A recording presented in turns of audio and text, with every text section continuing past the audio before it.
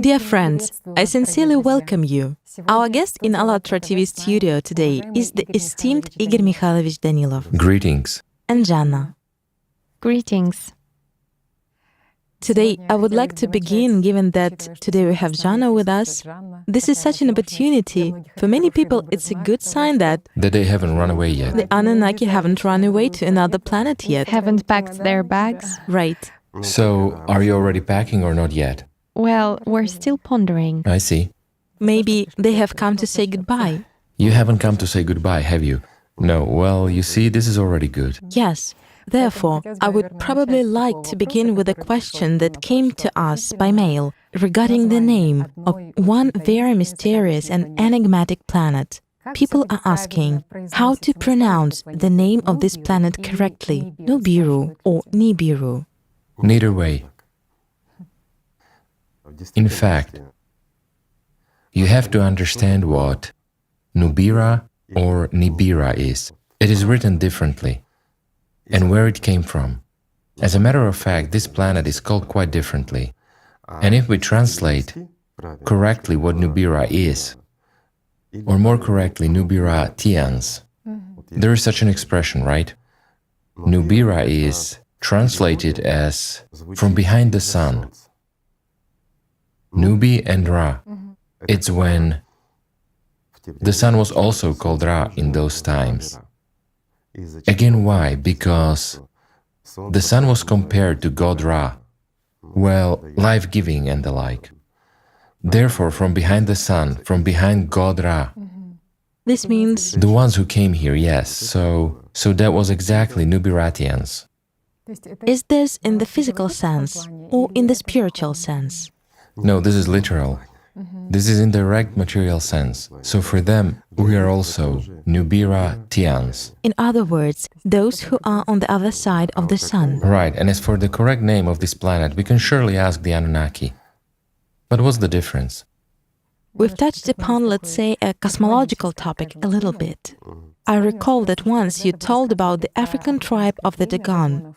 They are known today because even with all their primitive lifestyle, by the standards of modern civilization, they still preserve knowledge of astronomy and cosmology, in particular about the star Sirius, the brightest star of the constellation of Canis Major, the Great Dog. Indeed, we have found a lot of evidence in their legends that in time immemorial, aliens from the Sirius star system came to Earth on a spaceship. And not only about that, but they also revere God's representative who came to them from this constellation, Nomo. whom they also worship. They dress in costumes and have similar celebrations. Right, the Sigi festival, which is celebrated once in 60 years and is associated with a certain 50-year period of the star Sirius. It's also interesting that Sirius is located in the constellation of the Great Dog. What's interesting is how they explain why this name of the Great Dog originated. Ancient Sumerians called the Sirius constellation the Dog of the Sun, and already much later Greeks and Romans started calling it simply Dog. They started calling it the Dog constellation. Right, it was already a distorted name. Exactly because God had come. An alien from Sirius, right? Who was teaching and instructing them, giving them knowledge, including cosmological, spiritual, and practical knowledge in this world. And according to their legends, he was called Ker. By one legend it was dog, by another one it was Ker. Well, that's how it got distorted. While another thing is interesting here, the play on words. Yet what was that man called in actual fact? Sabah. Meaning this relates to something completely different, and a dog has nothing to do with this. So they confused Sabah with a dog, Sabaka in Slavic languages, and later on it was also called a cur. And if we look into ancient texts, well, of the times of Sanskrit, then exactly Sabah, Sabaka, dog, it got twisted. So, precisely Ba is the same as the soul. Of course. Ah are external shells. Right. Sah means spirit, will, highest enlightenment, meaning an enlightened soul came into this world. This referred to spiritual notions. Well, this is described in the books. Yes, in the books by Anastasia Novych. Who they were and why. It just turns out to be such a seemingly little, insignificant by the system standards, Well, surely. such a little substitution, but it totally distorts the spiritual meaning of what was initially inherent. Well, there is not actually spiritual, but rather practical meaning there. The spiritual is secondary there. It was specific knowledge which was conveyed, including knowledge of the world structure, well, such a purely materialistic understanding. Yet that knowledge was accurate. At least this eliminates the question whether there was a paleo contact or not, meaning whether people met with aliens or not. Of course they met. This is one of the confirmations, although there are plenty of such confirmations. Well, a lot of such questions are raised, and people say if there were at least one trustworthy contact with aliens in the history of humanity. Guys, how many of these contacts were there? A great many. When the design was depicted, even in remote antiquity, the design of these spaceships, people in spacesuits and so on, there are plenty of artifacts. It's just that if a person doesn't want to see that, he will not see. This is again like spiritual knowledge. If a person is under the control of his own consciousness, he doesn't see this. He doesn't see that there is the spiritual or something else. This is normal.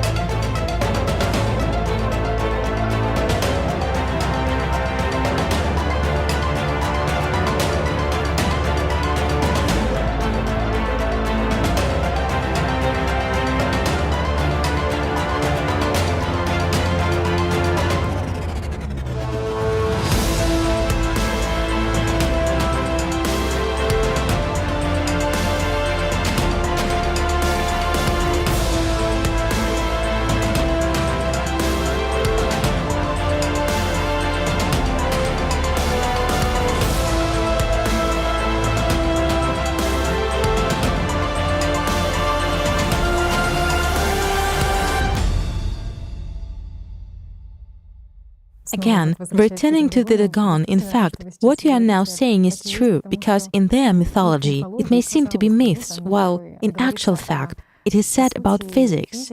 They talk about God Amma, who created the world in a spiral, meaning certain laws of action Surely. of this primordial physics are specified there. Physical laws. Well, again, if you look more deeply into understandings and the remaining knowledge of the Dogon and compare it again with that very Allat physics, the report, which was published God knows when, the parallels are very similar.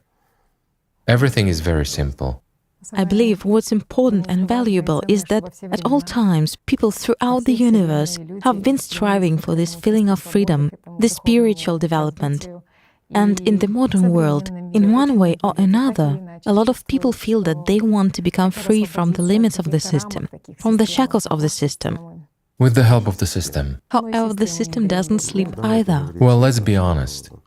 Almost the entire population of our planet, Earth, of our Nubira, well, in relation to their planet, all of us strive to become free from consciousness by means of our consciousness, meaning we are actually looking for freedom in the external and not in the internal. Well, this is really so. It is. We've already talked about this so many times, and it all remains the same way. It's just that when we were searching, looking through the questions while preparing for the video, we found such a topic as retreats. It's a very popular topic these days, and it precisely concerns this. On the one hand, people want to develop spiritually and go for it in order to, well, as if to get some kind of freedom, that is, to go beyond the limits, as Tanusha has said. I don't agree with you. People go there not in order to attain freedom. People go there to gain influence, power.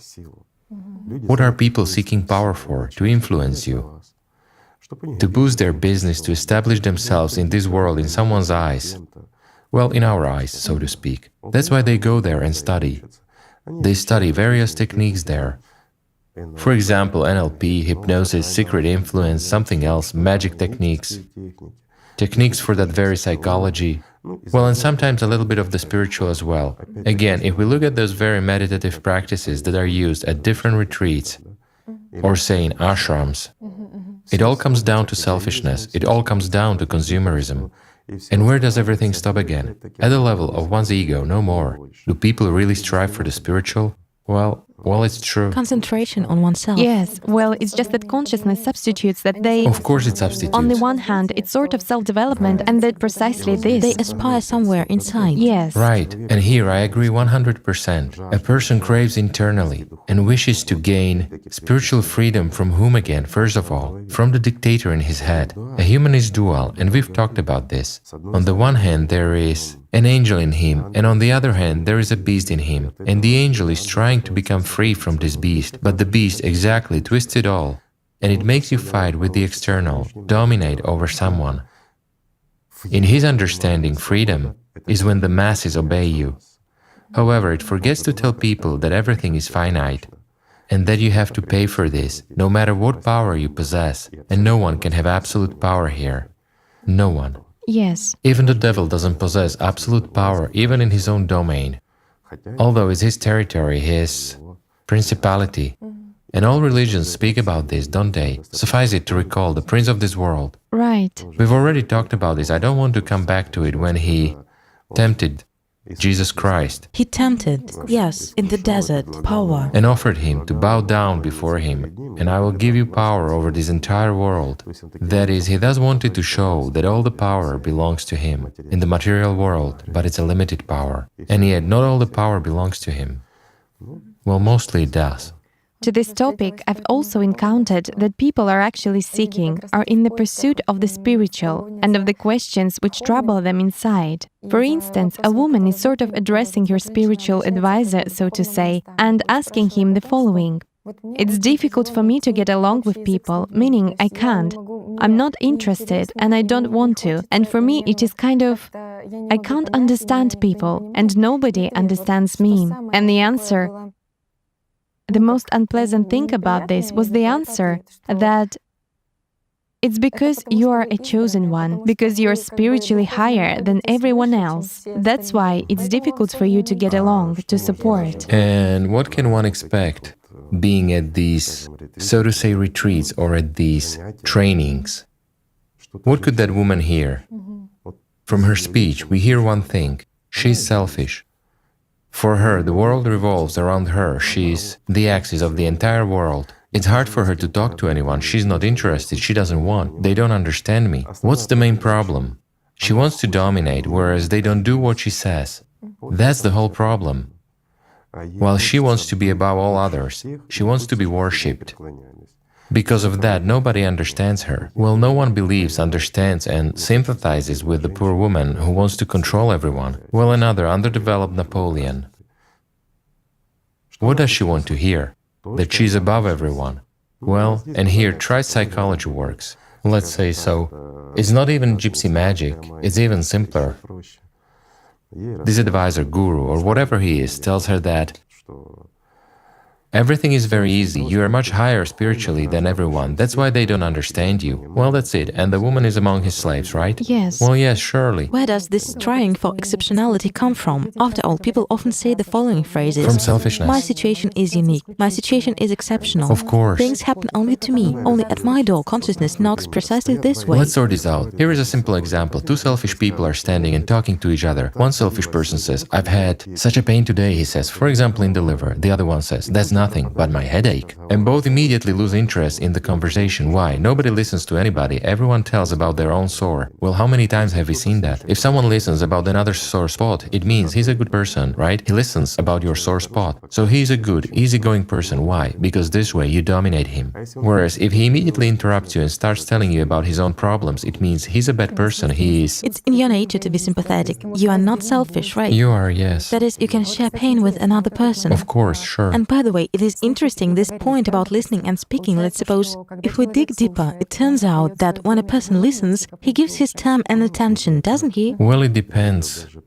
For example, even in the case of idle talk, or when someone complains, if you're not a doctor, for instance, while he's telling you how bad he felt and so on, the person confuses things. He has met an acquaintance and forgot that he's not a doctor, and he wants to complain. Why does he do that? To attract attention to himself. Another person, if he's smarter, he listens for propriety's sake. Well, why quarrel with an acquaintance or, let's say, an employee or a colleague at work? But at the same time, he solves his task in his head, just nodding. And it's also very interesting. Then it's the right position. Yes. He remains as if good and attentive A good interlocutor. to this person, but at the same time, he doesn't waste his life on empty things. Yet, what is the real fight going on for? If we put everything aside and look carefully, my friends, what do you think all of us fight for? For each other's attention, for someone's life. After all, for example, I'll start telling you about my source now. You will listen to me carefully, nod your head and think, how? I have my own problems, but you are wasting your time, you are wasting your life, listening to me, to this stupidity. About my source, something else, do you need them? No, you don't, because you're not a doctor. In this regard, I just wanted to add that this is also the question that is asked in the comments, right? What we got in the letters was that when you said something and the person didn't react emotionally to what you said, just didn't give you the necessary amount of attention, and then there is this kind of dissatisfaction, or, well, first dissatisfaction, and then maybe I've said something wrong, and such doubts. Humiliation from the system. Well, that's how relationships go bad. And why? Because of the fact that selfishness hasn't got fulfilled. No, here the work of the system is actually very simple. It's clear, you're saying it right, that selfishness hasn't got fulfilled, but for people to understand, we need to put this simpler. Your consciousness has decided to dominate my consciousness. It attracts with the theme of your own selfishness. That is, I have to invest my attention, spend my time, listen to you, sympathize and the like. But I didn't do that. It means that consciousness has spent its energy. It is something from outside that only wants to eat. There is nothing sacred for it, no love for humankind. It's a banal program that devours a lot and devours endlessly, no matter how much you give it. But it has spent a little bit on you, hasn't it? On the fact that you're trying to dominate me. At that time, I didn't react. It wants to take what? Its own. It never wants to work at a loss. What will it do? It will humiliate you as a personality. You're not interesting, you have failed, and so on. That is, there are accusations in your direction. Well, it's here, there, and everywhere. So, if it failed to eat the other one, you didn't work as a conductor at this given moment, so it will eat you. From the inside, yes. Far and wide, of course, blaming it all on you. And here too, Igor Mikhailovich, there are a lot of questions and answers on the internet now, and even entire fields of science, psychohygiene, regarding the fact that people feel somewhat tired after communication with each other. They describe that state as a squeezed lemon. Surely. The fact that and how to shield themselves from it. And what kind of phenomenon is it? And this is, well, as if it appears all the time in some groups, in families and at work, and people are just afraid of communicating with each other, in fact. We've just discussed this. It's a distribution of life, let's call it so, whatever it is called. Vital energy, something else, prana, Allat, it doesn't matter. It's a substance, so to speak, which is life. And this redistribution of this substance among people, constant taking it away from someone because it's not needed. It is one thing to have business relations or something else, but often it's just a provocation of emotion, a challenge, an attraction of attention, an investment of attention, and so on. Or as they say, cultural communication, right? But what's the point of it? To eat each other. Everything is very simple. That's why people feel extremely unpleasant after having communicated. There are so many people who, for instance, don't work in a marketplace, but after visiting a marketplace, feel extremely bad. Masses of people hustle and bustle and so on. On the one hand, I believe we have once discussed this already. On the one hand, there is hustle and bustle, people are rushing around. A thing fits or doesn't fit. You buy something, you acquire it, well, this sort of bustling. It makes one tired, kind of morally or psychologically tired. And so people feel worn out and tired. While in fact, if one takes a look, what is going on? Some people feel great, while others feel terrible.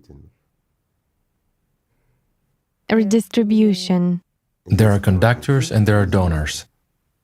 Conductors are those through whom energy passes, and the more active he is, the more he is able to pump from someone and pass through himself to the system, the more remains for him, the less the system eats him.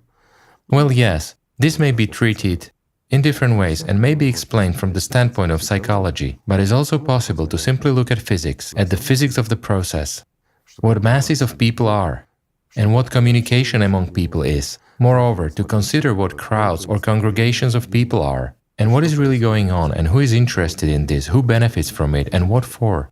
And everything falls into place. Well, here it's necessary to take one thing into account, that the beast, as a part of the system, or our consciousness, we come back to consciousness again, my friends. It's a part of the system itself. And it always wants to eat, while everything else is little programs and hallucinations. Yet, how can a person, an ordinary person, protect himself during the day? It seems to me that the first thing people have to learn, once they have felt something, is that the world is not quite the way it's been told and explained to them, and they understand that they are not just a two-legged monkey, but something more. Then before they engage in any practices, they have to learn what? To shield themselves. To shield themselves. That's exactly the point. And what does Allat give right away? It puts a shield into people's hands, right? And until a person has mastered the shield, he cannot pick up a sword against the very system. While in our case, everyone tries to do the opposite, to renounce the devil and so on. Yes, that's an interesting question. And what is a shield? Let's figure this out. Let's do that. It's exactly that protection, which is extremely necessary for a person on his life path. What for? In order for him to walk around the marketplace calmly and feel fine afterwards, so that he could listen to whiners who talk about their illnesses or spread such news in which everyone should invest attention right away, or just from dominators and the like. It doesn't matter. Visible or invisible creatures, substances, spirits, whoever it is, no matter how they try to influence a person, it won't succeed. They won't succeed because a person possesses what? A shield. An ability to control his consciousness. That is, his personality is just free from manipulation of consciousness. What is the first thing that is told about in Allat? That consciousness is not you, right? When personality is free, it understands you as a personality, and you are a personality. You easily capture thoughts that come to you, and you already understand whether you need to implement them or not, whether they can be relayed, conveyed to someone, or it's better to remove this thought at all. That is, whom it is coming from, why it is coming, and what influence. After all, again, everything goes through consciousness. Yes, now you've touched upon such a very good topic regarding how not to react to consciousness, how to be in an expanded state, and so... But this is exactly gaining of a shield. Yes, right. To protect oneself. And there is no difference from whom, whether it's some kind of magic, whether it's an influence of a crowd, or whether it is something else. Here, let's just take an influence of a crowd. So a person is at the theater, a person is on a football field, or at a protest event, to put it in a civilized manner.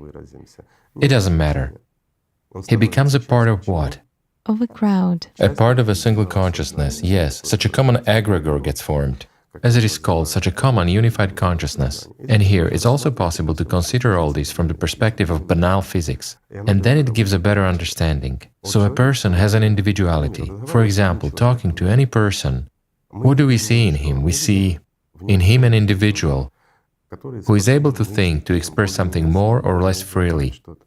Once he gets into a crowd and becomes involved in a process, it doesn't matter as long as it grabs his attention. He becomes what? A constituent unit of a whole unit. In this case, the crowd is already a unit, while he becomes a part of it and makes up its integrity. That is, if we take an anthill, we once had programs, we talked about this, is also interesting. And basically there is plenty of information about this. You can find how bees behave, how ants behave. When they are all together, it's a single intelligent organism. As soon as it's enough to remove one or several individuals, they get lost and become just like helpless, so to say. As if there is no intelligence and understanding, they cannot even return home, as a matter of fact. Let's consider a simple mechanism. In this case, to make it clear, let's consider our consciousness not just as a neural network, because many people already understand that brain neurons are not consciousness, yes. Not the carrier of our consciousness, right? Thank God, science is already approaching this and already understands that consciousness is something from the outside. Whereas what is reflected, pictures, something else, well, this is such a radio receiver, so to say. While consciousness is more of a wave structure, let's call it so, an energy structure or something like that. But in order for us to imagine this, let's just refer to the Allat physics. Purely hypothetically, like in theory, let's assume that energy consists of what? Of some sort of wave. And what does a wave consist of? Let's call it, well, a connection between septons, such microparticles which are really invisible. And they make up the whole world, okay? Here again, we have returned to the Dogon. They call it all the Po particle. But we call it the septon, as it is described in the Allat physics, and as it was described 12,000 years ago. And these septons, or polar structures, constitute such a little volumetric cloud, which is above a person's head, for example. Next, there is an energy structure of a human himself in addition to the physical structure. This is already an indisputable fact. There are the Kirlian effects and many others, yes? Right, auras and the like. This is already resolved and proven issue, so to say. Whoever wants to will find a confirmation. Of course, consciousness of some people will be rejecting this. They will say, show me, prove it to me. Guys, leave through, read, and you will find. Next. When we are at a certain distance from each other, our energy structures don't come into contact. What is that? It's our individual... personal space. Right, space, personal space. Our consciousnesses have a certain volume. They don't touch either, and they are in an open, let's say, interaction through verbal or energy mechanisms, doesn't matter. Or telepathic ones, but they are not together. This is interesting. And now we squeeze ourselves, let's say like herrings in a can, doesn't matter, into a minibus, for instance. Well, everyone has traveled by bus or, for example, by the underground during rush hour. There is a mass of people, and what do we see? It takes just one little fuse to ignite. One conductor starts getting nervous or making noise, and the wave spreads among everyone. Why? Because this mass is turning into a single mechanism. Well, this is a short-term phenomenon, whereas if we take, for instance, a stadium where there are a lot of people, again with violation of personal space, when even the fields of this consciousness get partially connected. Yet again, what is consciousness? Consciousness is a part of the common field, so to say.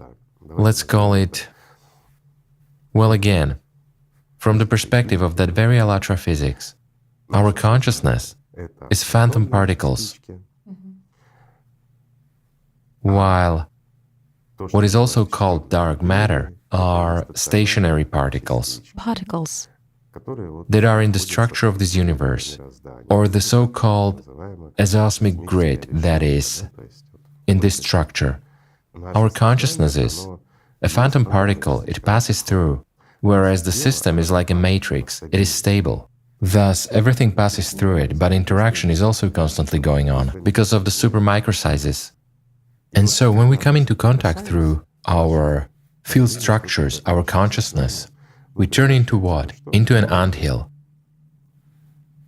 And there happens what we see.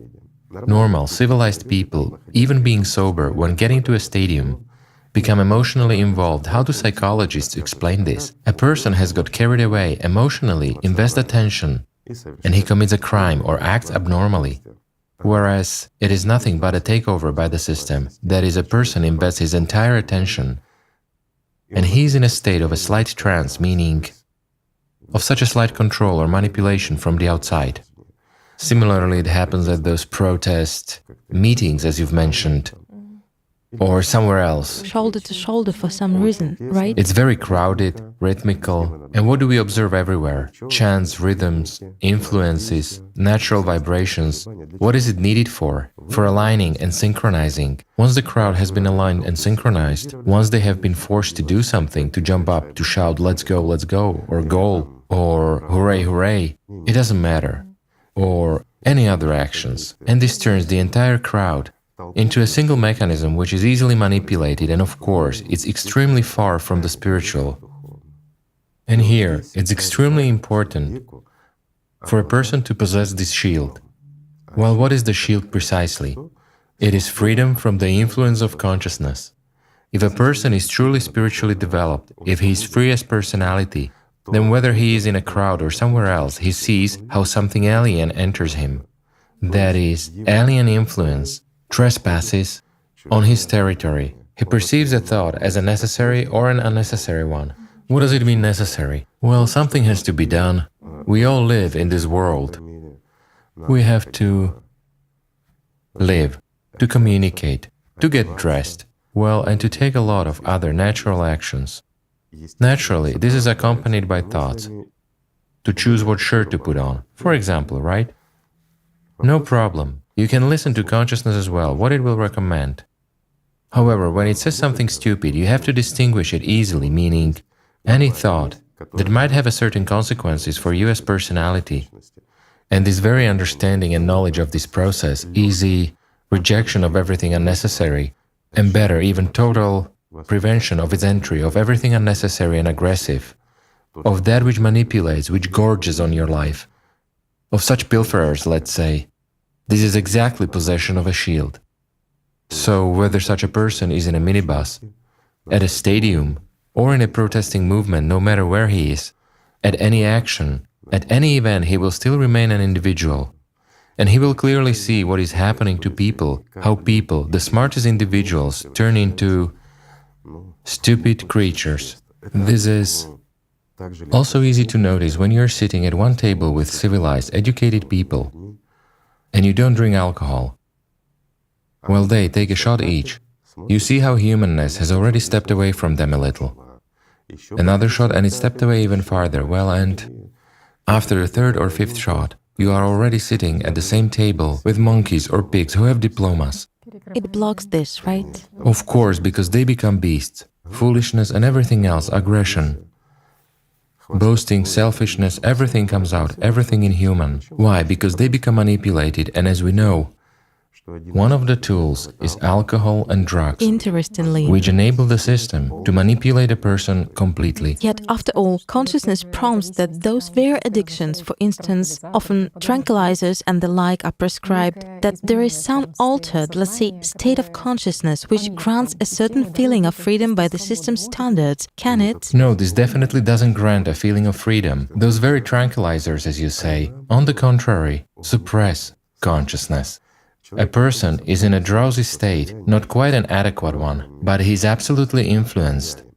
He is controlled by the system. Sensitivity grows weaker, he totally loses this. Freedom of personality, understanding that you are a personality, disappears completely. Oppression. Meaning the position of an observer disappears. Mostly primary consciousness prevails. Here this should also be well differentiated. Yes, attacks from secondary consciousness become weaker, but there is an absolute domination of primary consciousness. Of the primary one. Of course. Why do people get into such addictions? Is this a weak personality? It is undeveloped. What do you mean by weak? Well, let's put it simply. A child is born. Is he weak or strong? We'll find this out when he grows up. But when a person has lived a whole life to an extremely old age, so to say, but he has an infant inside who is even unable to speak yet, is he a weak or a strong personality? Neither.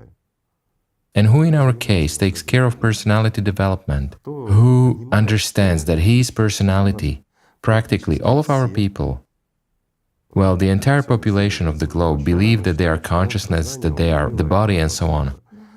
Again, the tools which should give this freedom are usurped, altered, and being used again as tools of enslavement. Well, isn't that so? It is. So that which was brought by prophets, saints, and the like, which was given to people as a tool of liberation, gets distorted and is simply used as a tool of manipulation. What for? In order to possess power over those who seek this freedom. Do they get it as such? They do. Those who want to, they find grains of the truth everywhere. And owing to these grains, they also get liberation, those who really aspire. Yet what about the majority? That's what we have as a result. The majority in our case, they don't even want anything. Again, they want what? Banal worldly things. More money, less work, to be loved and respected, to be obeyed, to be feared. Well, to be such kings, though little ones, but kings, and better even big kings. While life is a very short thing, what will happen tomorrow? Well, consciousness doesn't tell them about it. Consciousness tells them that life will go on. Why? Because the life of consciousness will go on. It won't get any worse for consciousness, but there is no good for human as personality. In this life and in that life, it will become even worse for him. Yes, it's a very frequent question because we have also encountered this while preparing, that how to understand where consciousness acts and where personality acts. That is, even while gaining some experience, there are questions that sound when a person has already really felt where consciousness is and where personality is, but he immediately asks the question from the other side. There goes this. The question comes from consciousness. Why? Because consciousness begins to substitute and imitate personality. Consciousness starts prompting and controlling, meaning it immediately gets activated. It does everything in order to, pardon me, just like we discussed in the previous program, the goat, right? For the system, a human being is a goat that gives milk. Later on it will give wool, it will give meat and everything else. Well, the system will do anything so that this goat doesn't become free and run away into the forest. Therefore, it takes over the entire spiritual work instead of a person as well. It immediately exalts him, tells him how spiritual he is or something else. Or on the contrary, it starts saving him from spirituality and says, "What are you doing? You'll get hypnotized. You'll be controlled and manipulated." By whom? Yet, why do such moments arise when a person has already understood?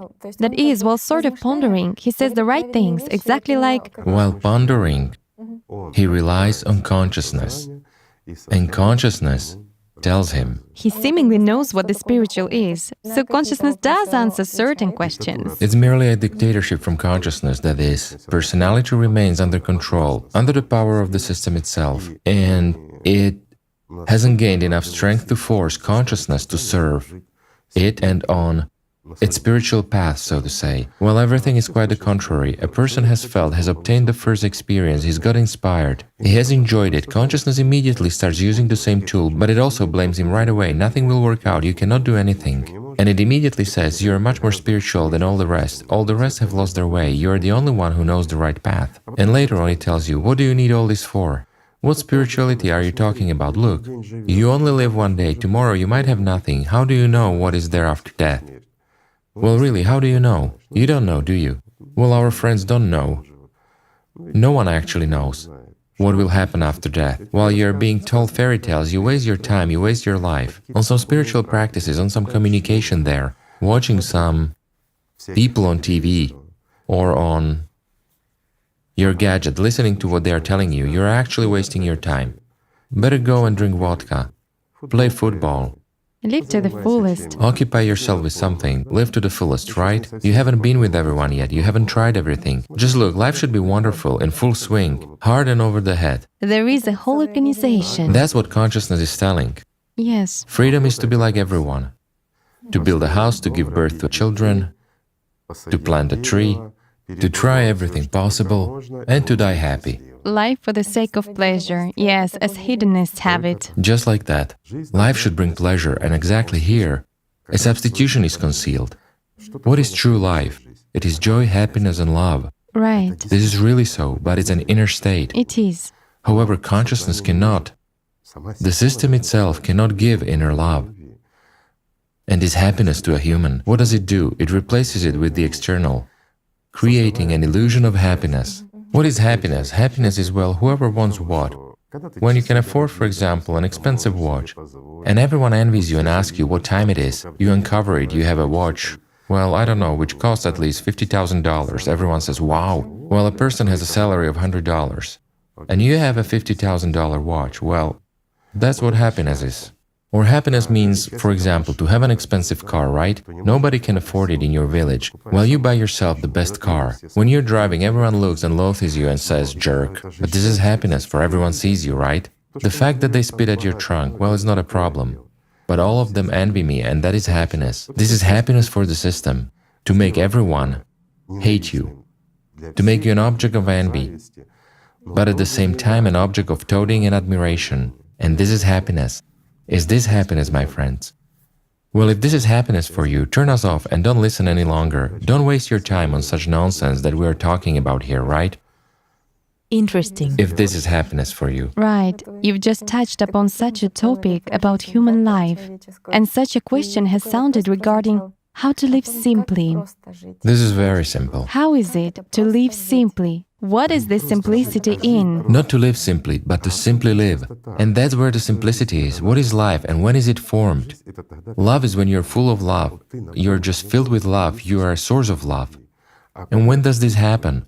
Precisely when the system ceases to influence you. Love is, again, love, joy, happiness, right? No matter how we describe this, internal. It's exactly that power which personality begins to possess. It's a full-fledged life of the personality. If during this lifetime a person hasn't started to live, nothing will happen to him after death of the physical body. Let's take a cocoon in which a butterfly gets born. And so, a caterpillar has just pupated, and we take this cocoon and tear it apart. What will happen? Will the butterfly come out of it? There will be, pardon me, neither the caterpillar nor the butterfly anymore. This will be death. However, a human being is not a butterfly and not a caterpillar, right? Therefore, he should have, first of all, freedom from the system itself. When it doesn't eat him, when he spends this power of attention, the power of life on coming into contact with the spiritual world, when he sends his attention and his love to the spiritual world, he receives 100 times more. This is accumulating in him, and it gives him true life. We have already told in terms of physics as well, what the silver thread is, what the soul is, what personality is, how they merge, how it expands, and so on. But in actual fact, this is real life. That's when there arise love, joy, life, and then there is an understanding of at least who you're talking to. Even having met any person, you understand who prevails in him, what demon, as it is said. Well, this is his problem. If you can help, just help, whereas if you cannot, Right. if a person doesn't want it, it's impossible to help him. Why? Because there is the freedom of a person's choice. A person chooses whom to serve, whether to be a goat for the system or to be equal among equals, meaning to become a free being or an angel, as they say in religions, to acquire To live in love. in love and joy and in happiness, or in envy. in selfishness. Well, basically as the majority In the consumer. of us live in this world, People. Yes, in a bunch of problems. yes. You know, there was also a related question regarding attention, that a person sort of tries simply to live and redirects attention with all his diligence. From day to day, he tries and applies. There is no such thing, and here you already say a person redirects with all his diligence, With diligence, yes, exactly. and you even imitate like that. Like it really drills the soul. Just like that he When the directs. question was asked, his attention must be actually squeezed Exactly, yes. into his soul, Into the soul, right. with all responsibility. All this comes from consciousness, from the mind, and by this he appears to be who? A goat that tries to be milked, to the very last drop, to give everything to the master. Well, this is really so. Love isn't gained through violence. That's in the first place. Again, when consciousness interferes in this process, precisely this intensification and substitutions take place. And so again, people say, how is that? I'm trying, but I feel bad. I have a headache. I'm overstressed. Pains in the chest, right? Well, how? Of course. Surely, yes, this compression. If there is physical violence, if consciousness dictates to the dictation of consciousness, guys, well, for start, everything is simple. Everything starts with you sitting down, calmly, you get relaxed and look at what is in your head, where thoughts come from and where they go. Who sends them to you when you don't ask for this? Out of nowhere, a person is just sitting, not thinking about anything. He is relaxed. Bang, there is a monkey in his head. Are you really a zoo? That monkeys are running or hedgehogs are crawling in your head? Well, this is so. They live in pictures. Friends, acquaintances who start chattering, whom you don't need now at all.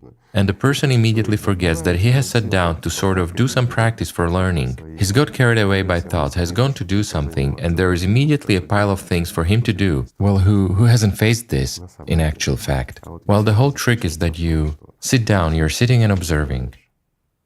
When you realize that thoughts aren't yours and you don't control them, you begin to understand, who are you then, if you don't control your thoughts? The first moment of separation appears, thoughts, flows, that attack, aggressive and not aggressive. An understanding arises that this is what comes from the outer circle. What is the outer circle? Secondary consciousness, meaning what comes from the outside, from the system.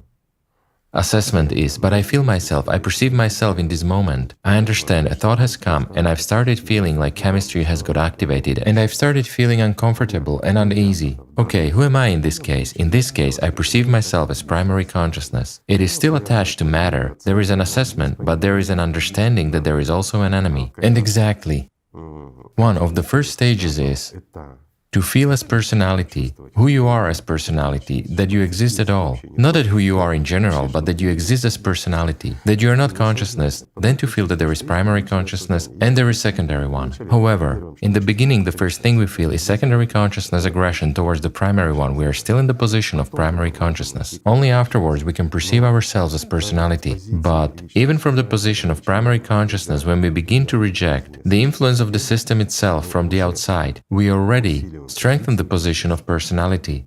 Not as much energy, the one that goes for our life.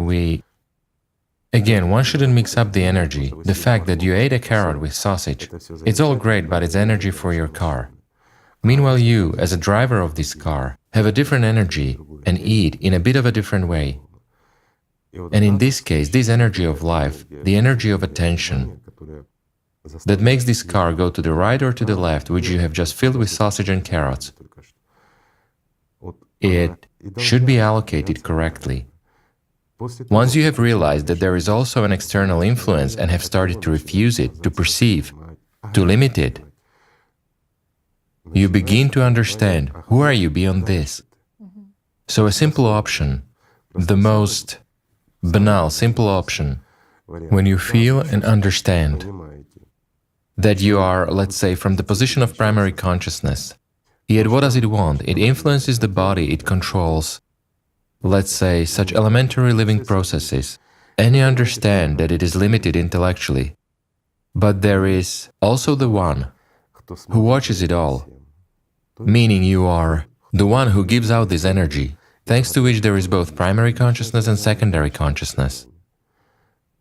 And who are you then? And so, this who are you, this is exactly the one to whom primary consciousness tells, shows, creates some life situation to the dictation of secondary consciousness. Because for us, the main sort of worldwide screen, or the screen of the whole world, where all the data flow comes from, it's secondary consciousness. Primary consciousness is a child who, and many people feel like children who want to play with dolls, run around with toy gun, play some shooting games, despite the fact that they are already a grandmother or a grandfather. That's what primary consciousness is. As a rule, it remains at the level of development of a 5-6-year-old child. But behind this whole process, there stands personality. When you understand who you are, that's where the very first moments, very first steps on the spiritual path begin. Why? Because as personality you can invest your attention in primary consciousness, in secondary one, or you can develop your spiritual nature. And as soon as you begin to allocate your attention as personality, this is calm and joyful, is without any pressure and violence, because the body has nothing to do with this. They say, how is it that a person feels bad after spiritual practice? A person cannot feel bad or in any other way after a spiritual practice. This doesn't affect the body in any way, because all processes take place outside the body, meaning at the energy level already. And so, when you as personality already begin to invest your attention, to distribute it, you give a little bit to consciousness, but more to the spiritual. What appears there? That internal warmth, not physical warmth, but the energetic one, let's say, the one which is that very light, that very warmth that we, in order to somehow explain it in this three-dimensionality, we call it love, happiness, and many other similar synonyms for what is really wonderful. It is extremely difficult to describe it. It's a full range of colors, and everything that is the most interesting here just pales and turns great in comparison with that feeling, which the feeling of life gives, right? And the more we develop this, the more free and independent we become from primary and secondary consciousness. Ultimately, people achieve that. And it's actually very simple, it's absolutely not difficult. However, when consciousness, even the primary one, interferes in this process as a prompter and as an assistant, this is already a trouble. Well, when the secondary one begins to dictate, then the person goes wherever. And here's when trips to the middle of nowhere for no good reason are taken in order to become spiritual and gain what? Power over others, such as... And the following directive is said, I need to rescue. And here's when people become very active, even while being 100% atheists, they run to rescue Virgin Mary, Jesus Christ, or to help God. Well, what? Well, we have come across this a lot. You listen to what people do. Yet, when you start talking, he doesn't believe in God at all. The question is, why are you wasting so much time sitting in some meditations, helping God to get free from the captivity of the devil? Well, this is insanity. There are huge sects, pardon me, in which there are millions of people, and they spend time sitting in meditation and saving God. How? By means of what? It's the same as, well, just recently, because there was a big fire. There was also a people's initiative, let's all together perform Get together. a practice, get together spiritually. Visualize rain. And we will visualize rain. Something else. Yes, right. Yes, to ask. Well, visualize a bag of money for yourselves and enjoy, or some sausage. Will you get satiated with it or not? For as long as you're visualizing, your mouth is watering, but once you open your eyes, there is nothing. The same is with your rain, guys. People start meditating to make it rain. And you see, there are also suggestions from people, we've seen that in social media, where they suggest directing love to the earth or doing the lotus flower meditation in order to stop cataclysms. Again, all these pursuits come from consciousness to simply eat, pardon me, like freshly baked pasties. These people who are striving to help out of good intentions, but as a matter of fact, act foolishly. No one will benefit from it except for the system itself. How is that? To perform lotus, to practice lotus in order to, for the earth, for instance, in order to evoke rain, well, this means using a spiritual practice for magic. They just ponder over this. It's the same thing as taking an icon. I will put it For those people who are pious, who are in Christianity, taking an icon and a holy cross and performing a magic ritual with them. Is this right? Well, I also believe that it's absolutely wrong. Nonetheless, consciousness imposes on them and tells them that this is good. Again, what do these people engage in spiritual development for? Do they engage in spiritual development or in magic? A simple question. What prevails in them? An aspiration to possess metaphysical abilities in order to make it better for people? No. Because in the background, again there is a desire to dominate others by means of these metaphysical abilities. Is this right? What do they look for? Life or power over other people? This is what one should think about, right? Whereas stupid things should not be done. You'll waste your time and the system will eat. While you are visualizing, the system is getting full. It is eating life. Yes, when the unit in general, as community, takes the spiritual side, that is, the positivity itself is beyond. In disobedience to the system, it refuses egoism. Yes, miracles can take place here. However, when there are actually very few people, as it was suggested, let's all together, who all together? A few people who are still quite shaky. Even more so, they will start visualizing, doing magic. Well, it is nothing other than magic, isn't it? Well, they will feed the system. And what's next? In order to influence these processes, I'm not saying that it's impossible, but for that you need to be crystal-like yourselves and possess special techniques. Otherwise, you will just waste time and energy.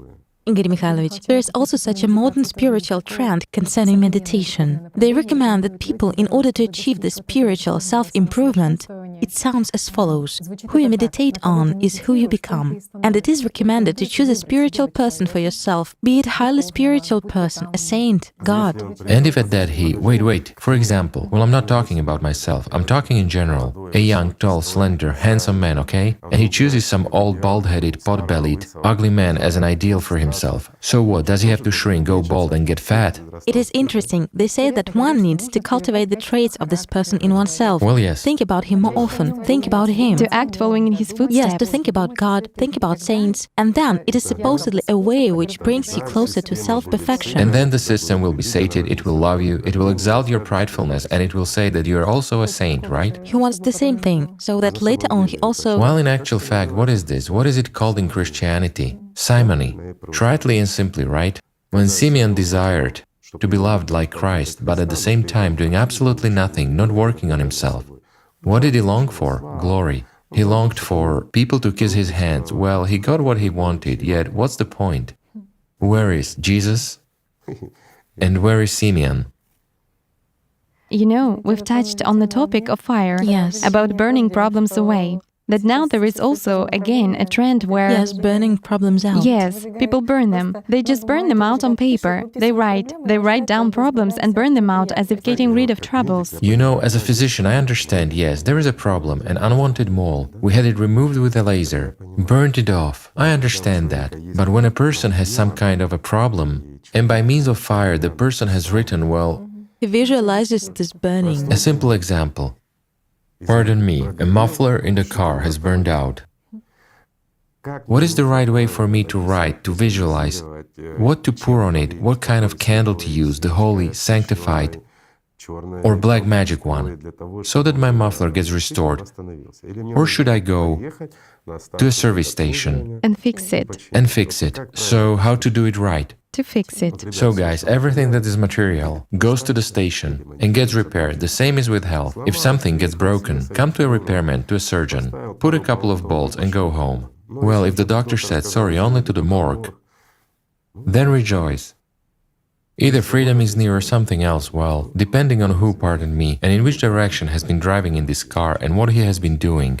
And this is inevitable. Also, in addition to this burning with fire, they say that it's necessary to surround oneself with this impenetrable flame. But primordially, it was different. In order to protect oneself from people, to shield oneself from the system outside, it's necessary to surround oneself with a wall of some kind of impenetrable flame. Supposedly, this is protection. Invented it once had, well, this is again. But in the original sense, something different was meant. Well, surely a different thing was meant. Yet how does consciousness interpret all this? And what does it tell? And so a person is sitting and fantasizing in meditation, in prayer, doesn't matter. He's sitting and fantasizing that he's surrounded by a flame and he feels this fiery heat that is burning him. And he's protected from whom, from what? Well, it's a simple question.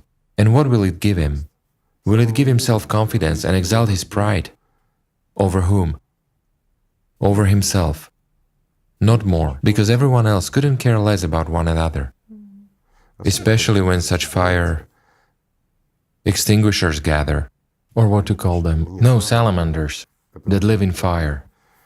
Well, Igor Mikhailovich, also returning to the point when a person should, when you were describing this first stage, to sit, to observe, where thoughts come from. of course, here one needs to work, you see. Yes. Here's real work, here's observation indeed. But this is not interesting to consciousness.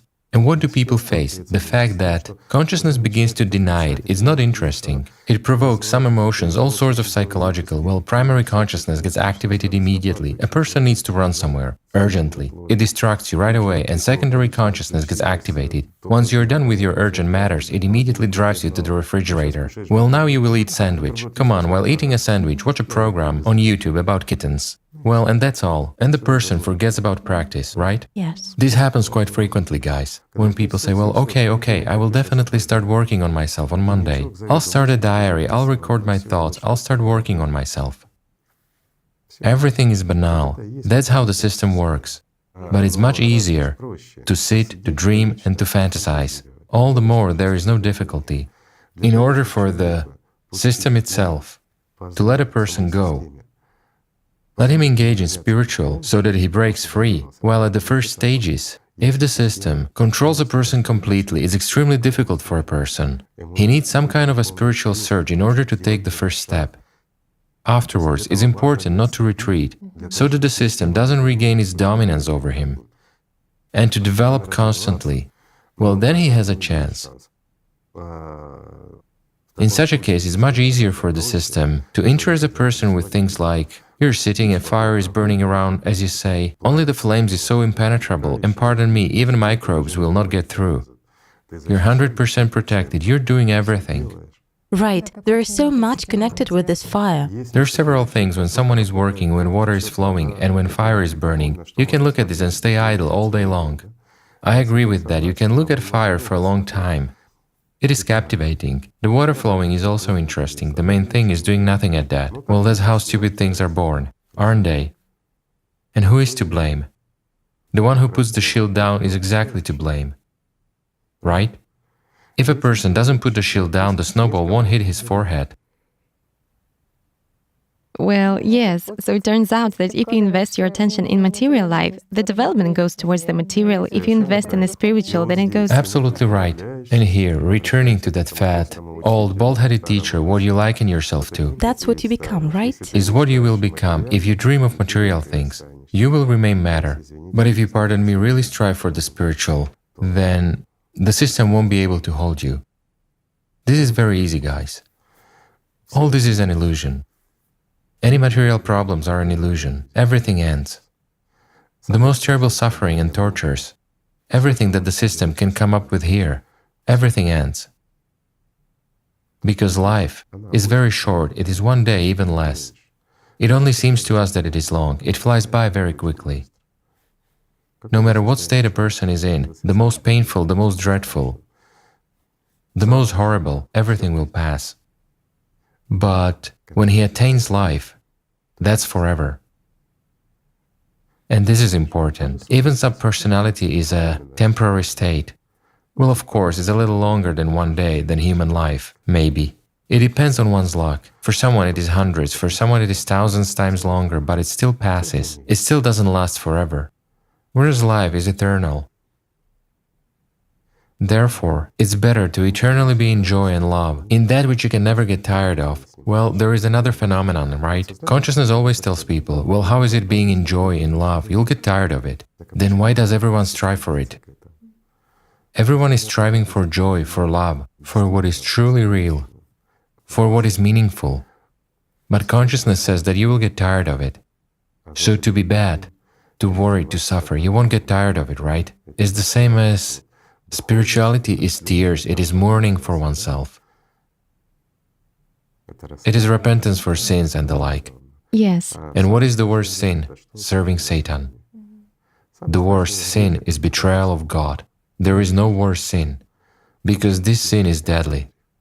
If you have betrayed God, if you serve Satan, no matter what you imagine and no matter what your consciousness tells you, my friend, it's a seal that cannot be removed. But you're the one who puts it on, and you're the one who can remove it. It's all in your hands. There is also the following question regarding true mission. There exist such delusions that people say, if I do what doesn't contradict my consciousness, if I do what I like and what I'm good at, I get pleasure from it, then it's my mission, and it somehow influences my spiritual destiny, helps personality to open up, and this is even like some characteristics of the soul. And is this information truthful for a person? The most interesting thing is, again, we return to the topic of the soul's characteristic. Again, how can personality open up? Well, one should understand that in psychology, the concept of what personality is far too broad, and it comes down to a person's individuality with his skills and the like. This is not an understanding of personality as a human being. It's a general characteristic of a person himself. And again, the characteristic of the soul. Well, what characteristic may a door have? The soul is a door from this mortal world to that one, to the immortal one. It has no characteristics, at least in this world. And here, what doesn't contradict? Consciousness, right? There is no resistance, it says. If everything goes according to the plan, there is no resistance, there aren't any, well, pitfalls. Then this is your mission in life. Yes, it turns out that way. It's your destiny. But what exactly? Well, for example, Everything that's mundane. there was such an example that if I cook well, I'm good at it. Or play When soccer. this brings me pleasure, right? Yes. And I feel fulfilled through this, and it helps me, and this is sort of, it opens me up from the inside. That is, my personality. I'll put it this way, if this doesn't prevent a person from gaining true life, this is wonderful. Yet far and wide this happens quite the opposite way. That is, a person plays football, as you have said, well, or cooks perfectly. He is a cook or a football player. This is what he earns his living with, or what he boasts about to others. That is, dominates someone. Again, why does a person do this? In order to hear praise from someone, not to please someone or fulfill himself, let's say in this world as, well, a spiritual personality or something else, right? No. If this is pleasing to consciousness, this will always be with the aim of dominating someone. It will be so that someone envies and admires him, nothing more than that. That is, a person obtains, well, some kind of dividends here, let's say from this world, and receives a reward here. But if a person has received a reward here, then here with him it will remain. What does this have to do with personality and the soul, for instance? Again, a person can work in any profession, whatever job he does. This cannot stop him from gaining life eternal, right? But if a person has a talent, for example, for drawing, or a talent for laying railway sleepers, well, this is also a talent. Let's say to lay them straight and make sure that the train doesn't go off the rails. Is this a talent? Yes, it is. Well, is that bad? That's great. That's wonderful. It doesn't matter what a person does. If he is good at it, if it doesn't stress him out, that's good. But if he wants and strives to do something in order to get a reward here, I don't mean a monetary salary or something else, but I mean admiration, praise from people, and if he lives precisely for the sake of these very rewards, in order to be exalted, and he does that in order to be envied, well, Also, To be praised, yes. The question, to be appreciated, yes. Appreciated and praised, yes. Or I don't care, right? I cook just for myself, that's how I do it. I don't need any praise, he says, well, but still try it, I have made a delicious dish, no? Yes, he says, try how is it? Isn't it really tasty? Really tasty, yes? Well, again, what does a person want? Praise, nothing more than that. also, Igor Mikhailovich, there is such a question that these What does spirituality have to do with this? right, that these abilities, that these talents, after all, what does the system say? These are supposedly some individual talents which are inherent in a certain personality. No, one should understand that personality is a blank sheet. It's an infant of whom anything may be cultivated. However, from a personality can grow either a subpersonality or an angel. This is all a personality is capable of. While everything else, which is individual, all that is already the work of consciousness. Again, physical characteristics of the body and many other factors. Material and physical ones. I emphasize if a person, for instance, well, that very anthropometry enables him to play basketball, he can fulfill himself as a basketball player. Whereas if he's a dwarf, how can he fulfill himself in basketball? However, he can fulfill himself in something else, so there's nothing bad in this, but again, it should be understood that a human being is capable of anything. Here is the following little story from life. A long time ago, there was a country which no longer exists, and we used to live in that country. I had a friend who, well, thank God I still have, who was keen on studying, let's say, things that were forbidden, half closed at that time. Well, they're still half closed nowadays. These are various methods of influencing people of what happens and how, including hypnosis. And his doctoral dissertation touched exactly upon, so to say, topics on the verge of metaphysics. And one of the sections was hypnosis and alteration of a human personality. However, in this case, personality was understood not as a person's spiritual component, but personality is simply that which a person considers himself to be, modern psychology. or whom he considers himself to be. So personality, for instance, a football player is a personality. A football player, let's say, what does anything else have to do with this? And he and I, with the guy's consent, carried out certain experiments for his dissertation. Well, there were volunteers, let's say, who participated in these experiments. Well, and here's a simple example. A gym. We practiced. There were many people. We were engaged in Oriental martial arts, in learning them. And the youth who had been training next to no time, as it is said, well, they had primary skills, but they saw elder guys working, that is, their speed, technique, and all the rest. And so when they were put into special states, the altered states of consciousness, as it is said, and their personality, I emphasize, not the true personality, not that one, but what consciousness draws, was altered or substituted with someone from among those elder guys whom they regarded as idols, and they began to perceive themselves as those very guys. Their technique was absolutely indistinguishable. The speed, the technical performance, all the reactions, they performed identically, meaning there was such a feeling as if they had worked hard for 20 years, in a literal sense of the word. When they were driven out of this state, they became themselves again, the ones who had to work for many, many years more. The question is, so what do we work for? If this skill is easy to master. Another example. The guys who, well, couldn't put two musical notes together, when they were put into that state, they sung beautifully, just splendidly, and with well-trained voices, well, at the professional level. After returning to this state again, consciousness told them who they were as personalities, in quotes. And again, no skills at all. As it is called, they couldn't carry the tune in a bucket. That's a simple example for you. In other words, consciousness actually outlines for a person, yes, this Limits him. limits, and says that And all our endeavors and trainings are nothing more than reclaiming our territory in one skill or another.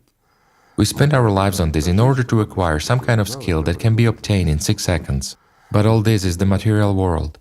Therefore, that's how things work around here. a person simply believed his consciousness, that is, he admitted that it could be so, and he doesn't move forward. Absolutely right. Sure. You know, there is also an example on this subject when a person decided to multitask in a way, meaning, that's it, I'm taking this up, do this and do that, and everything is done simultaneously. And everything seems to be, well, the attitude is as follows: I will succeed, I will, so now I'm doing 3 tasks, I'll add some more, and everything keeps working out. And there is such a surprise. How? In such a spirit, right? Yes, how much time is needed for all this? While consciousness pictured, it's impossible, you won't handle it, it won't work. But everything works out, everything goes well, everything's really done on time, everything gets done. And then one single thought that now if I take on one more task and that's it, and I won't handle it. And so it happens that one more thing is added. Everything falls apart. And everything falls apart. Again, restrictions from consciousness have come in. Well, you yourself have said the key phrase, the thought that I won't handle it and everything will fall apart. As long as the person acted from the spirit, that is, contrary to the restriction imposed by consciousness, everything works out well for him. As soon as there was an excess of attention that consciousness took advantage of, Yes, right away. and it destroyed everything. Just like that. Yes, and Everything's very simple. In fact, this is banal physics, guys. Well, everything is really so simple. people are afraid that they have subpersonalities inside, meaning it's like they hinder them in their lives. How do they? They can have various parasites inside. That's when it comes to what they have inside. And again, if they perceive themselves as a body and like everything else, Can subpersonalities be like? inside them, they cannot. Inside there can be, guys, I don't want to enumerate, well, anything from whipworms to lamblia and everything else. The whole set. There is such a question that a person is kind of afraid of these manifestations of some sort, what supposedly affects him, whether this has an influence or not, that actually he notices. Is consciousness not enough for him or what? Well, More than enough. But if we talk seriously, that is, subpersonalities are absolutely in everyone.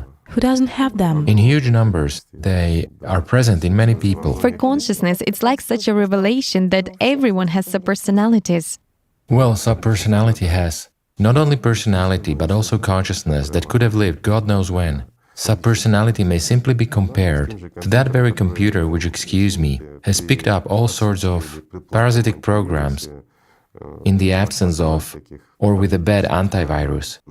Well, again, if it has some skill or some power, I don't know, it was some sort of a priest, or the person seriously practiced magic at his time, possessed the skill of accumulating power, energy. Well, yes, he can manifest himself in life. A little bit. We often encounter this when it is manifested in people. It's exactly the subpersonality, the past life that manifests itself in the current life of people. Well, here it also depends on how we approach this. And can a person somehow use this manifestation to his benefit? Not can, but should. Even if there is an active subpersonality, this means it can do something. And how is that? Well, after all, it's a treasure trove of additional opportunities. This gives it relief, doesn't it, if there is a symbiosis? To the subpersonality, yes, of course, because it starts getting an investment of attention directly from the personality. For it is the disappearance of a feeling of hunger, fear, and more. In return, you can get from it great skills. Of someone else's whole life, well, this is also great. What's wrong with that?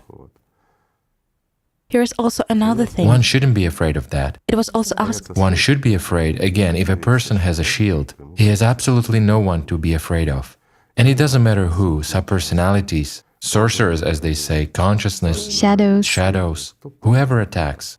The person is protected because he doesn't perceive what he doesn't need. He lives by the spiritual world, love and joy and happiness. Whereas if someone manifests himself on his horizon, whom he can use to the benefit in serving the spiritual world, it's a sin to refuse it. Why? What difference does it make? On the contrary, it is interesting, even if the devil is forced to serve God. Well, that's great. Right? Yes. And here, especially subpersonality, well, it's something that possesses experience or a skill, but that which temporarily gets relief. Everything is honest. It's a banal fair deal. So one shouldn't be afraid of it. But one should be afraid of becoming a subpersonality. Another one. In addition to this carrier, what we call the soul. Because for the next personality, it will be even worse. There were also such questions like whose fear is the fear of death? Is it subpersonality's experience? Of primary Or consciousness. is it consciousness that is afraid? Secondary consciousness isn't afraid of death, it is actually afraid of life, while the fear of death arises from primary consciousness. But to a greater degree and more often from subpersonality, the same is with unexplained states of claustrophobia and many other things. Well, let's not get into this, otherwise we will be accused of, Well, yes, that it's imprisoned. frightening people. Why? If it is interesting to our friends, we can expand on these topics in more detail. It's just that they need to be more widely expanded on in order to have understanding on the whole. So, guys, to live is actually very easy and simple, and it's wonderful. That's really wonderful. You just shouldn't give the reins of control over your life into your enemy's hands. And excuse me, the system, or what is it called, the demons, well, whatever it is called. Meaning our consciousness is nothing but our enemy. It will never do anything good for people, because it's a milking machine of the system itself in the literal sense of the word. That's why, what is the first thing to be done? To protect ourselves. Yes. Meaning to study how that very shield works, right? Yes. By the way, Igor Mikhailovich, concerning the shield, people realize that the system is hostile to personality and they are ready to fight it, and they understand Well, yes. that they need fortitude of spirit, that they need this belligerence, and immediately the qualities get activated. As soon as the belligerence appears, as soon as you are in the mood to fight, what arises immediately? The system's power over a person, and the person starts playing at spirituality. He doesn't live by the spiritual, he You plays. just mentioned the fact that it's simply demons that manipulate a person, that it is consciousness. Of course. And such a notion regarding the question that one can turn demons against the system itself. Not can, but should. In the previous program it was mentioned, Yes. they really ask themselves, yes. Yes, they wonder how to do this, how to do it so that demons don't command you, but simply perform a task, meaning so that consciousness performs the task that you have set for it. What does this mean in practice? To turn demons against the system, for a person, for his understanding. Okay, let's explain it this way. There is a wolf from a pack. Whom will he serve? A human? A hunter? Or the pack? The pack, because he is loyal to it. Right. He's a part of this pack, and he will do everything possible for a pack to live well, right? However, he wants to eat. If you isolate him from the pack, and don't feed him, while feeding him only for doing what you want, and when he does what you want, what will happen to this wolf? He gets trained. Everything is simple. The same is with consciousness.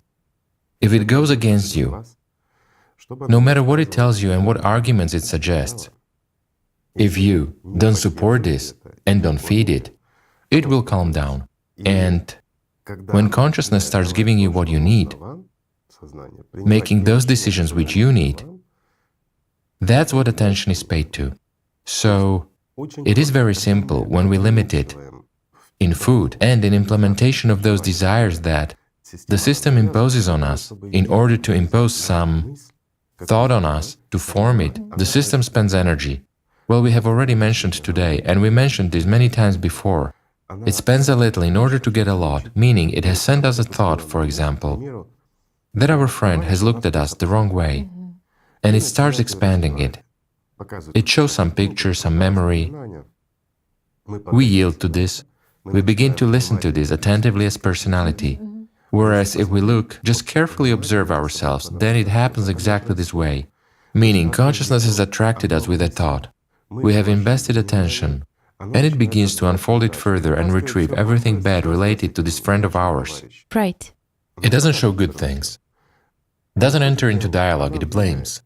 And such a coolness arises in us towards this person. However, we should understand that all consciousnesses are interconnected through the system itself. Eventually, the person feels our coolness towards him, and he begins to manifest the same coolness towards us. What happens? We get convinced, and consciousness tells us, look, do you see what kind of an attitude he has towards you?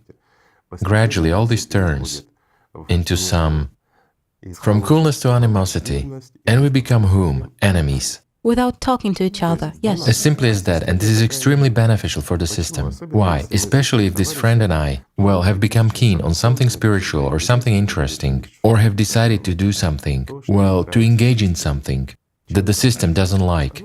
It will divide us and will manipulate both of us. And the whole point is exactly in putting even the demon in service to the spiritual world. How is this done? Control. And I'll repeat, at least 80% of attention is spent on not losing contact with the spiritual world, on love, joy, on this, happiness. This is what's being sent inwards, not physically, not by means of mind, but exactly from personality to the soul directly, or rather through the soul to the spiritual world. Well, it's the same as this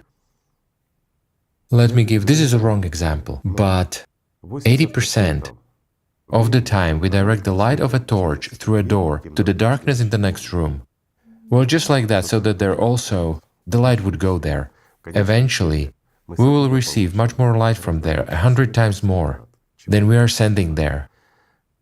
While the remaining 20% of our attention or of that very light we distribute very carefully and selectively on what the system imposes on us.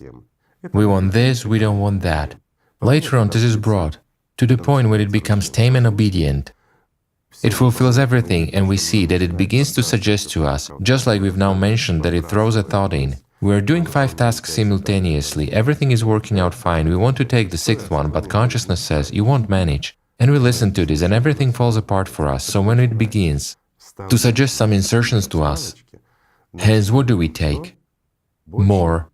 Even more loads. We cut down even more on its food supply, right? Meaning, we already allocate not 80, but 90% to our contact with the spiritual world, to life, to joy, to what is really eternal, what is really valuable, what we are here for, to the attainment of life, while 10% is allocated to the existence here. The system gets into such, in this case, by the system, I mean, our consciousness, as a part of the system, consciousness gets into such inconvenient conditions while it exists owing to the fact that we feed it. If we stop feeding consciousness, the system will stop supporting it. Hence, it's much more beneficial for it to betray its master and start serving us, those who feed it. This is why, guys, there are so many traitors in this world, because everything is duplicated fractally. A person is on friendly terms with someone, but when some greater benefits arises for him, he ceases to be friends with some people and starts being friends with others, and that's it, and immediately how come, such a good person, we were such good friends with him, but he went and betrayed me. Why? A greater interest appeared. Selfishness, pridefulness. He wanted to possess what you possess, for example. Well, he will betray you and get what he wants, but won't gain joy afterwards. Well, that's actually afterwards. For him, the very joy is to become like you, because he thinks that someone is happier. That's exactly how consciousness is driven into a corner, meaning by cutting down attention for it. Very simple. And eventually it is forced to serve the spiritual world, to obey personality, and to confront the system itself. There is no way out. Great. You have just answered the question which people had regarding how to make consciousness starve. And I will tell you, it is trained much faster and easier than a bear is trained to ride a bicycle. There, one has to make an effort. Well, here it's simpler. Here, just don't give anything. With a bear, you should give and deal with it sort of carefully so that it doesn't bite, right? Whereas here, it's just, I don't accept this, I take that. I like this, pack it and put it down for me, I'll pay for this, and for that, no, take it back. And that's all. Setting the limits. Great. Also, regarding limitation, people often ask a question. I've been trying to get rid of excess emotions, and it has become so that I completely cease to be emotional and to react in any way. That is completely... Total control of emotions, coolness towards everything. Total control, yes. There is no such thing. This doesn't exist. This happens again to the dictation of consciousness itself, and it imposes these states of lack of emotions, high spirituality and the like. What does lack of emotion mean? Emotion is a reflection, yes, a reflection what you have accepted. And what have you accepted this from? If you accept this from the spiritual world, let's say then involuntarily there is an overflow with joy and happiness of the personality itself. And there is a message to the primary consciousness, since it's like a child, it will rejoice. Anyway, it engulfs you physically as well. Again, if you accept a directive from consciousness, something bad, something negative, it begins to press on you. You will have an emotion, seething, transmission. Again, from one to another, like a virus, from something bad. Well, we have a continuous game with consciousness. However, there is one of the functions of emotions. This is a zero state. Let's say, sort of a zeroing out, when there are no emotions at all, but it devours even more than any emotion. Control of this. Because a person spends his attention not on having that, which is actually natural, let's say, for a human being. The only question is what you accept and from whom. If you live like a beast, you'll be guided by bestial emotions. If you live the life of an angel, let's say, like you said, yes, a person likens himself to someone, takes an example. Well, if you live and liken yourself to someone, then you need to liken yourself to an angel and live like one. That is to love. With feelings. Love God, to feel, to live. The most important thing is to start living, while everything else will follow. And that's what we should strive for instead of copying some material object, with its habits, gaits, hairstyles and the like. There is also such a question about emotions. Well, about laughter and joy. You have now answered, but there are such misconceptions that joy is kind of always appropriate. If you rejoice, well, as the second side, the joy is, like there is some kind of conversation about the spiritual, some serious things are discussed that really can help personality to become free. And here someone laughs stupidly, right? Yes, as if he burst out laughing The like... system is exactly like a mockingbird, yes. Well, surely, yes, it's the same as when people bury a close person, while someone, as they say, is having fun, dancing and laughing, yes? Well, this is somehow indecent. The bounds of decency, again, the observance of them, well, these are cultural and moral things, first of all. And, again, self-control of the very person where something is appropriate and where is not. However, consciousness plays a cruel joke. It sometimes foists stupid things, and precisely for that, we need a shield, so that stupid things do not pass, meaning to primarily learn to control the very consciousness. Well, actually, there is a question here.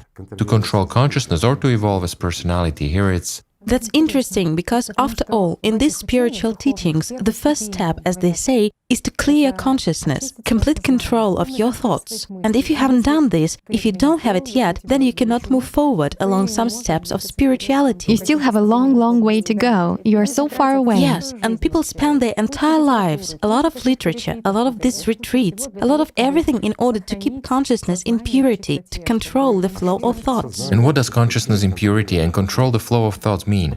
You cannot control the flow of thoughts in any way. You can either accept thoughts or not. Well, for anyone, just sit down, relax. I'm coming back again to this. And look into your head, what is creeping into it. You don't order it, but there is a continuous stream.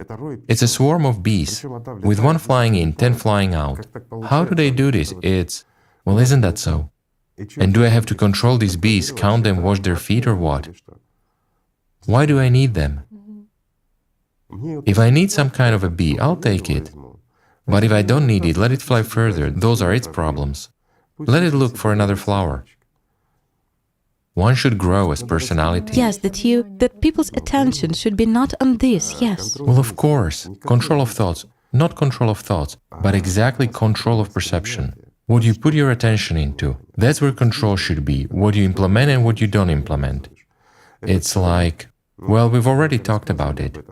A radio receiver. Indeed, nowadays a lot of different programs of different radio stations are being broadcast simultaneously. But the receiver always chooses one, so this fine-tuning is, if you want to listen to quiet music, why do you turn on rock, right? Whereas in the head, a lot of stations are working at the same time. Will you choose what you need and listen? Well, it's just an example. What is positive, what is useful is, well, the system doesn't always impose bad things. It is just busy with everyday life, with a lot of problems, and sort of casually it inserts some bad things. About you, about your friends, meaning it has divide and conquer, belittle. and at the same time strive to dominate everyone. That is, the directives are so typically monkeyish, I would say bestial. Well, actually, it is all calculated and observed very simply and easily, and is just as easily limited and kept away from oneself.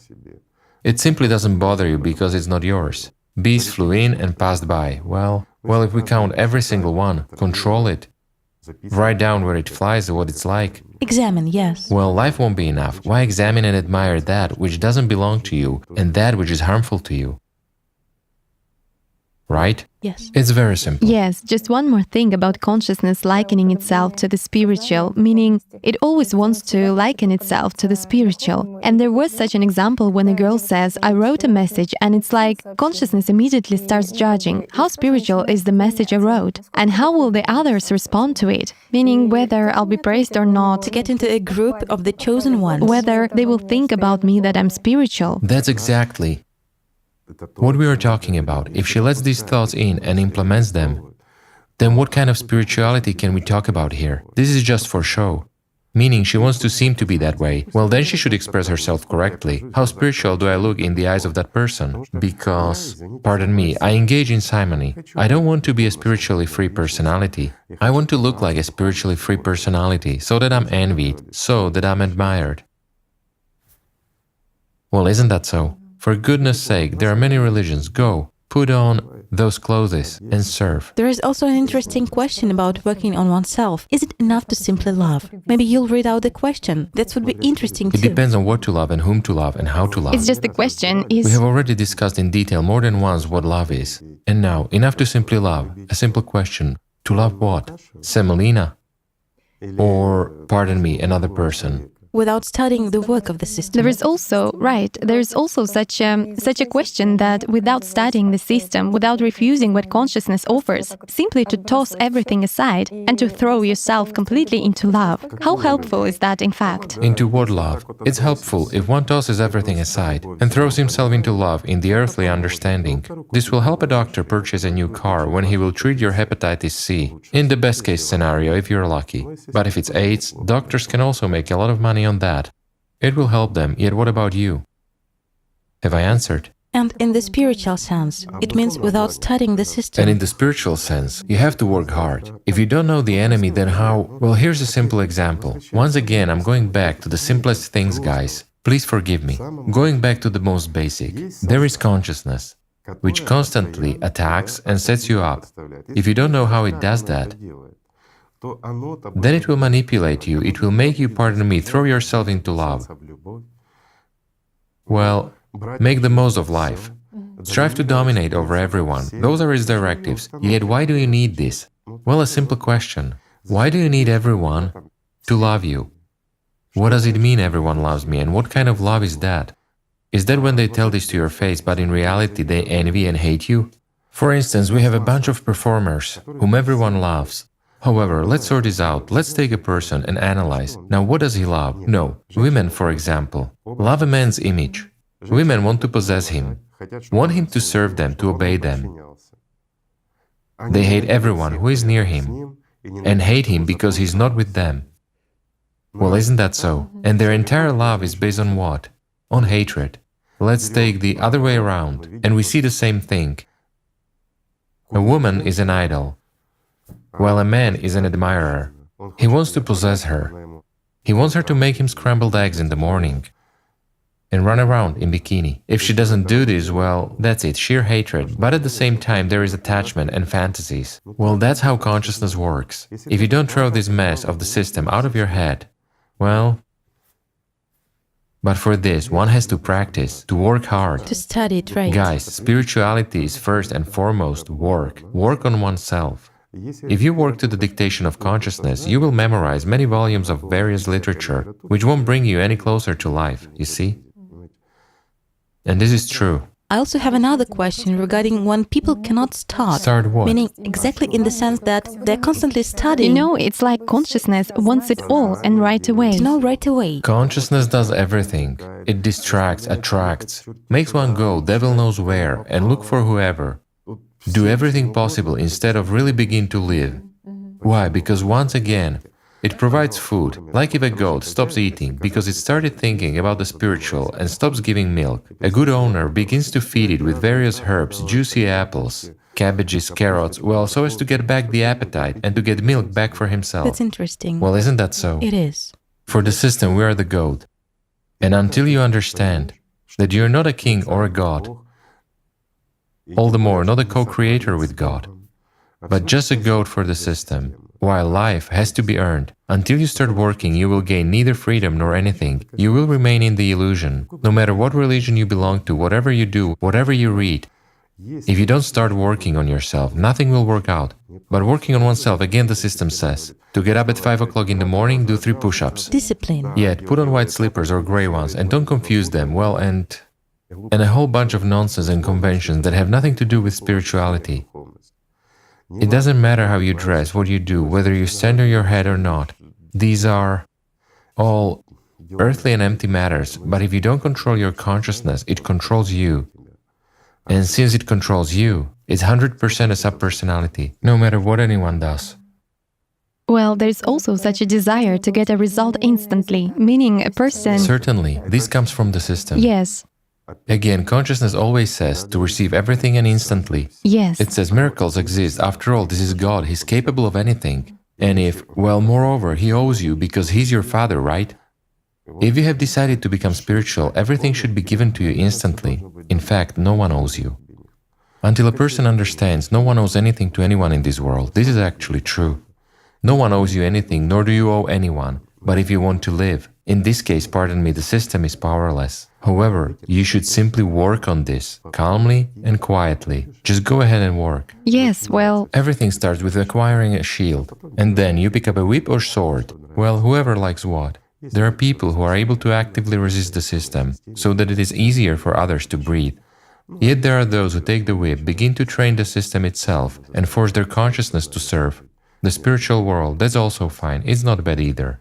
It's all great, but you need to work for this. You may be lazy, you may dream, and you may do nothing, but when the system dominates you, you have lost, while the bet is life. Is it worth playing poker with someone who sees the cards? I wouldn't play. It is pointless, because he sees the cards and he's the one who deals them out. It's a very interesting comparison, right? Well, yes, he will cheat anyway, any game. All these are earthly conventionalities, yet... This scenario is really programmed in people, right? So the system has a programmed scenario for every person's life. Everyone is given a role. Absolutely, a person plays his role, which is actually very easy to change. But the question is not about the role which he plays. Even remaining in this role, a person is able to gain life. Without any resistance at all. Well, you were given a talent, let's say, to sing. So sing, no problem. You were given a talent to embroider. Just keep embroidering. Someone, again, wasn't given anything except sweeping the floors. So what's bad about that? What difference does it make to sweep, to wash, or something else? It doesn't matter what a person does. It's important what kind of a person he is inside and what he strives for. And if a person has personality, wants to, he will definitely gain life. The system won't be able to oppose him. But if he doesn't want to, he will listen to fairy tales, again, megalomania and everything else. In fact, he commits that which betrays God, betrays those ideals which he aspired for. He will seek freedom in the external. He will see enemies among friends, among helpers.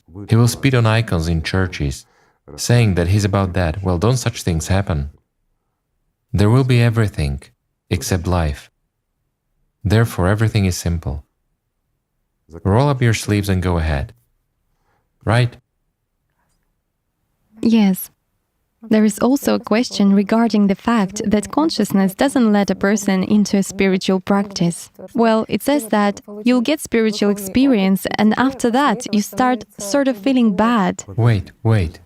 Well, I'm sorry for the laughter, friends, but... Well, how is that? Consciousness and a spiritual practice. Well, these are incompatible things. You cannot squeeze the material into the non-material. Well, it won't work out. Therefore, consciousness cannot dictate to a person. If consciousness dictates to a person, doesn't let him into a spiritual practice, then this person should work at the level of meditative practices or prayer practices. It doesn't matter. but not spiritual practices, because consciousness manipulates him. And he is already trying to engage in spiritual practices, so nothing will work out for him. And at this point, indeed, after an attempt to perform a spiritual practice to the dictation and under the control of Satan himself over this person, well, of his small nefarious demons, performing of a spiritual practice won't bring any benefit. At the best, he will get an illusion. At worst, deterioration in his state of health, which then again these demons will poke at and say, look here, you're performing some kind of practice, and you're feeling worse and worse and worse. Yet it will be so indeed, worse and worse and worse, because they control and guide him. How can a person perform a spiritual practice? Spiritual practice is, let's say, a close individual relationship of a personality with the spiritual world, where there is no place for anything material and anyone material, let alone consciousness. While consciousness is trying to lead and control this process, you know. Yes. Excuse me, well, it's the same as just imagine a wedding night, and the mother-in-law helps the groom to fulfill his conjugal duty standing over him with a candle. This is absolutely the same. Well, there is also... Well, everyone has their own morals. Someone may like that. Well, this won't lead to anything good. There is also such a thing that it says that when you open up, when you break away from consciousness, you've completely opened up. And such a good surge has started, such a good filling up, whereas after that, there is as if a fall into the animal wave, into consciousness. Absolutely. So it's enough for a person to get inspired. He gets a certain freedom. We have already talked about it too. And what happens next? It's getting stronger. There comes a wave of attack from the system. Why? A simple example. Let's go back to our goat. I beg your pardon, friends. The goat has jumped over the fence, and it has tasted grass and leaves around, which are in abundance. It sees an endless forest. Its mouth just starts watering. Here, its master comes running and says, "Come on, where are you going?" He grabs the goat and holds it on a rope even tighter. Why? Because otherwise it will run away. And from now on, he won't be just holding it behind the fence. He will tie it up so that the goat won't steal from him. But in fact, if we look at this from the system standpoint, we rip it off when we strive for the spiritual, and when people attain life, well, they actually steal a goat from the system. In the literal sense of the word, and even more, many people not only begin to go away, but you know how it is that the goat itself escaped, and then it comes back running and pulls others out. Well, this is too much for the system. The goat has found the root. Well, of course, this can make it go bankrupt. Of course it's outraged. Yes. Here, exactly. That, what a mean influence the system has. After all, it throws in thoughts to people in order to stop them completely in this aspiration to live. These are thoughts of betrayal, that the more you fill up, you will definitely not be able to hold on to this position or move deeper. Fear arises. Yes, it stops you exactly by fears. Yes, a fear of making a mistake. A great fear to fail and to get these, well, provocations from the system. It turns out that he becomes very scared to even start a practice because he's already waiting for the consequences of his opening up. He's waiting and it will happen, yes. Yes. Well, again, what he strives for, what he wants, that's what he gets. If a person buys it for himself and literally an idea comes to him, he perceives it, meaning he pays for it with a part of his life. He buys fear to do this practice, but he has actually paid for it. You know, it's like in a joke when someone accidentally bought soap instead of an ice cream and said, soap or not soap, the money is paid, so you have to eat it anyway, yes? Well, this is the same. If you bought, excuse me, what wasn't good, well, use it, wear it. Well, what kind of person in his right mind buys his shoes one size smaller? Just a simple question, yet we do that. We pay for the failure of a spiritual practice before the spiritual practice, so what will happen? Will it work? A simple question, no, of course not. Consciousness must not interfere with a person's spiritual development. It absolutely must not. And then everything will be fine.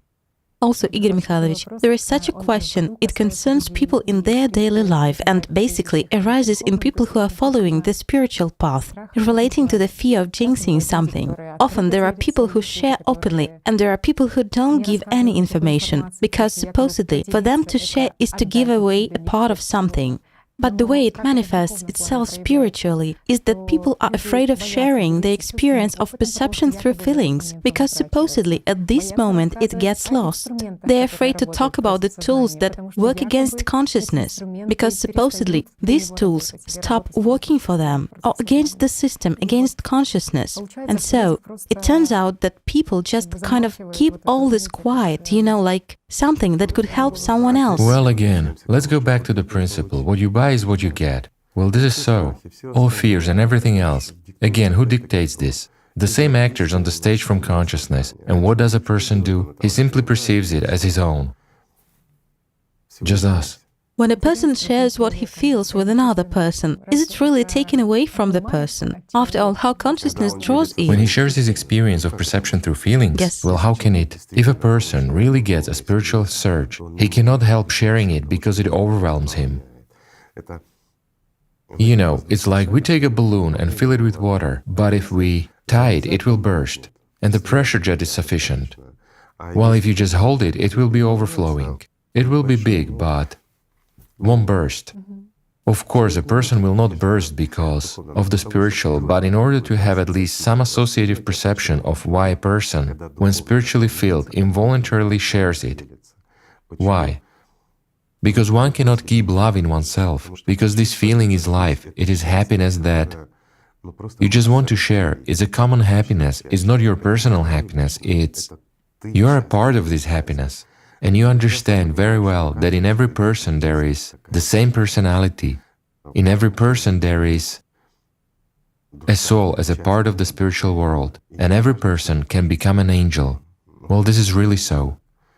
Therefore, precisely, this desire to share this happiness, this is to awaken the same happiness both in yourself and in another person, to awaken the same happiness in him. It's a need. Well, the system also has a similar need. When a person is under the control of the system itself, lies, evil and the like predominate in him, which he also easily shares, and infects others with this nasty thing, taking up the masses. Isn't that right? So the system duplicates a lot of things, but again it distorts and changes the signs from the alive to the dead. Here is another question. Consciousness confuses a person regarding whether he has made a choice or not. So he is sitting and thinking, how do I know if I've made a choice or not? He hasn't, and I will put it this way, he has not. When a person is sitting and thinking, have I made a choice, in terms of the spiritual, to work on myself or something else, some service or something else, well, what kind of service is that if a person is sitting and thinking about it? That is, consciousness decides everything for him. This is an inner need. If a person feels that he's not a monkey, pardon me. If a person feels that he's pressed in and limited here and that this world is like a matrix, an illusion, and so on, if he has a hard time breathing here, Honestly. yes, when he's honest with himself and when he sees that something he doesn't want is being imposed on him, these are not his thoughts, these are not his desires, these are not his emotions, but he's being manipulated, he's being used as a biorobot.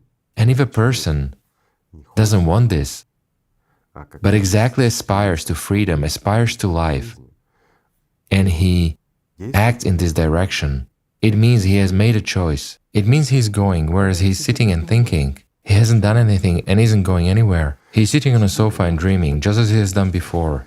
And actors on the stage are philosophizing about all this instead of him, and nothing will change for him, while he sits on the couch and listens to how his life and destiny are decided for him. Isn't that so? Everything is simple. Also, the system often tells people that, well, certain manifestations of the system are a result, let's say, of your past mistakes, and imposes this sense of guilt on people. Is this always so? One of the tools is that it imposes a sense of guilt, humiliation, and all the rest.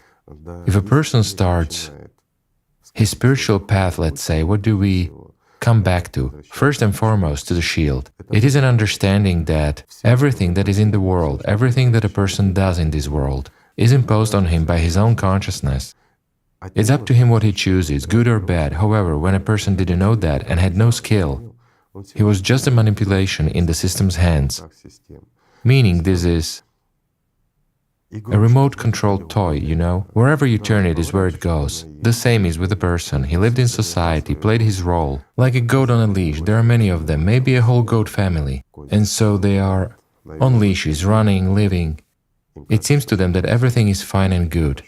But they don't understand that their fate is exactly in the hands of their owner. Isn't that so? The same is here. Well, what should be done? What should you do, my friends? A simple question. Just a simple answer, guys. Give up being he-goats and she-goats. You have to become people, free, and live a life worthy of a human. Igor Mikhailovich, there are questions here, but they already concern the invisible world. Such states as people describe when someone in their family asks them, "What are you thinking about?" Then they understand that they are in some state of thoughtlessness or non-thinking about anything. That is, they don't know how they get into this state, meaning it happens not as a result of some personal choice of theirs. No choice, nothing. What kind of states are these? People happen to be in these states, which sometimes people don't even know about. Far and wide, people remain, you know, like an empty glass on a table, just like an object in society. He can even be doing something, but he's not living and he's not here. This happens when there is a disconnection between personality and primary consciousness, or when there is a disconnection between secondary and primary consciousness, while secondary consciousness dominates, substantially dominates, when the system is saving on people. This is manifested far and wide nowadays, but unfortunately it will be increasing. We've already mentioned that the system starts saving, and it is saving on many things. And in the recent years, this has been increasing particularly, where not just in the recent years, it's in the last decades that this is increasing more and more, whereas nowadays all this is often. And so people themselves can notice that it's like being plucked out of a socket. He's just sitting like a robot on recharge. He has been participating in a conversation and abruptly there is just a sort of a restart. And he hasn't understood anything. How he has got in this state, right? Absolutely right, meaning fragments of time fall out. They're simply being saved on. This is, well, as for me, it's actually offensive that even the system is saving on you. Hence, even the system doesn't respect you. Perhaps it's such a compliment from the system. Is this really a compliment? Is the system's absolute control? It is not afraid of personality's domination. Some people just hope that, after all, this is a good fallout into some good spiritual state. That is, something that consciousness doesn't detect. What kind of spiritual is it? Emptiness? It's... No, wait. The fact that a person is under control, he is under control 100%. He is nowhere and in no way. It's an absolute zeroing out. It's not as we mentioned, for instance. Emotional surges when a person controls so that there are no surges, such a... He drives himself to some zero state, neither for the better nor for the worse, while here he totally falls out. He was sort of thinking about something, but he doesn't remember about what. That is, he's like a robot plucked out of a socket. So what is good about this if he lives like a robot? If his master is, pardon me, a written program? What is spiritual here, and where is spirituality here? Igor Mikhailovich, as for such phenomenon as a dream within a sleep, that is, how it actually functions, what happens from the perspective of the knowledge? This is also interesting, right? Especially when a person wakes up in a dream and realizes that it's a dream. He continues dreaming, he understands, but he cannot get out, and there begins God knows what. This is... Well, if we consider the mechanism itself, then a dream starts being actively manifested, especially a dream in a sleep. It's when secondary consciousness has a direct influence on personality through primary consciousness, which is partially non-functioning. That's when primary consciousness freezes. And then personality perceives the nonsense which is coming from the secondary consciousness, while it is often absolutely illogical, meaning there isn't even any logic in how it is built. And when primary consciousness starts awakening, coming back and taking its major positions under control, here a person is already aware that he is sleeping, but he cannot get out of it until something happens so that or he invests maximum attention already, or he says stop as personality, or until he invests maximum attention in order to break this chain. These are interesting states, as a matter of fact. It often happens that people get into them, like into a vicious circle, and start directing it all to magic and to whatever. Well, this is actually physics, all this is trivial.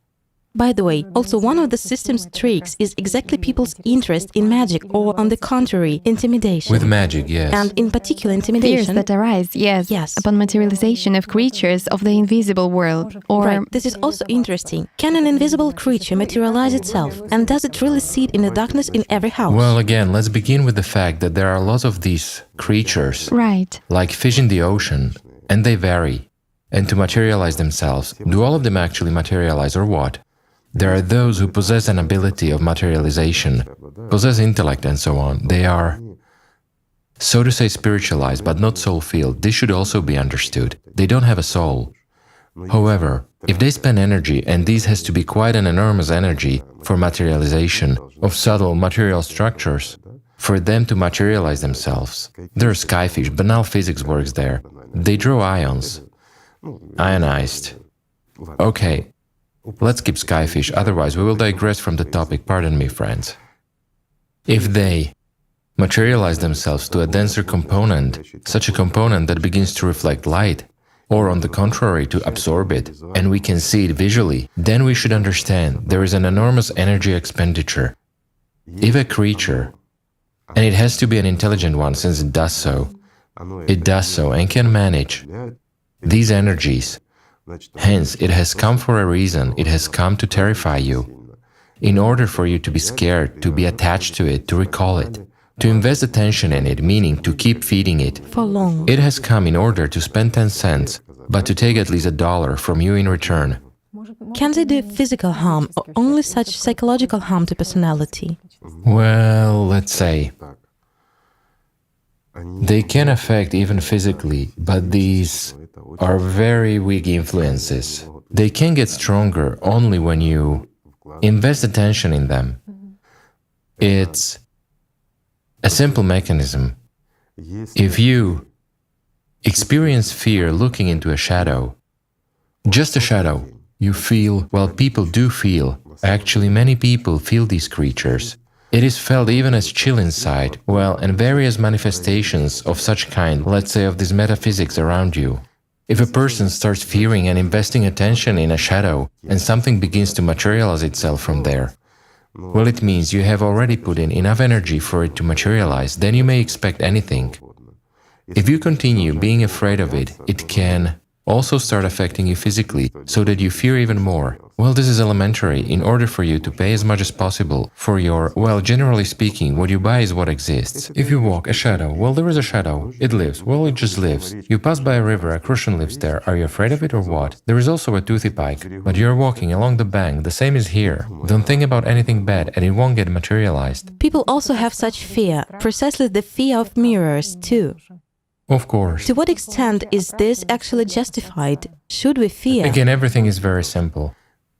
Looking in a mirror, you see your reflection. If you admire or enjoy it, well, or you feel disgust, well, depending on who is looking in the mirror. For example, then nothing bad will happen. But if you're looking further and deeper and you start playing from the perspective of investing your attention, then you can, well, let's put it this way. There is such an impression to look the system in on itself, then there will be trouble. That shouldn't be done. One shouldn't play with mirrors. Mirrors are intended for you to be able to admire yourself, or, pardon me, to see a reflection of what is going on. From the invisible side, let's say, by peripheral view in a car when you're driving or something like that, right? So like assistants, not more. Whereas using them as a tool for metaphysical manifestations won't lead to anything good. One shouldn't do that. It's true, Nostradamus used mirrors. Many people tell various stories and many others. It didn't lead to anything good. Yes, on the spiritual path. Don't get into things that are none of your business, because, again, from the perspective of spiritual development, nobody will push you to engage in magic. The whole aspiration and desire to engage in magic comes from the system itself. Just in order to rise above someone, if you strive to rise above someone in this world, well, you shouldn't even dream about spirituality. I recall that once you said that if you moved your hand and the fog moved away, simply change your hand. Surely, Don't play, don't get carried away by the game. Change your hand, take, don't play for too long.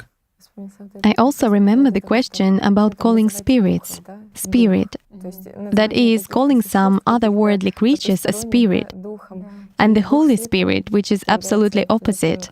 The system makes people fear the spiritual, the spirit. Yes. Well, again, in the system's understanding, in the banal understanding of people, everything invisible is spirits, right? Well, again, it is often interpreted in many religions about the same thing. And the Holy Spirit is, well, it is painted with a different paint in their understanding, but it's the same nature. And that's why it all exists in such a confused state. Well, the question is certainly interesting. Let's simply bring some clarity.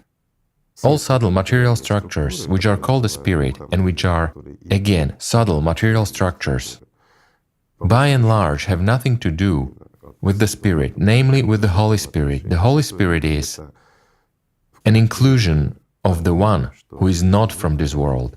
This is totally beyond the verge of the entire material world, beyond the 72 dimensions. He is here, and this is what distinguishes him. Just like Allat is inherent here. If there were no Allat, there wouldn't be anything living, right?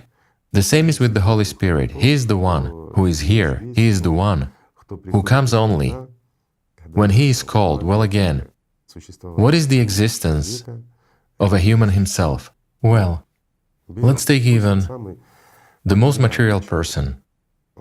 He just lives in the system, doesn't believe in anything. He's under absolute control, like a biorobot, with anger, hatred, and aggression towards entire humanity and everything holy. Yet, pardon me, he has a soul, and he has a personality. And why does he have this? Owing to the Holy Spirit. Because it's exactly he who gives life.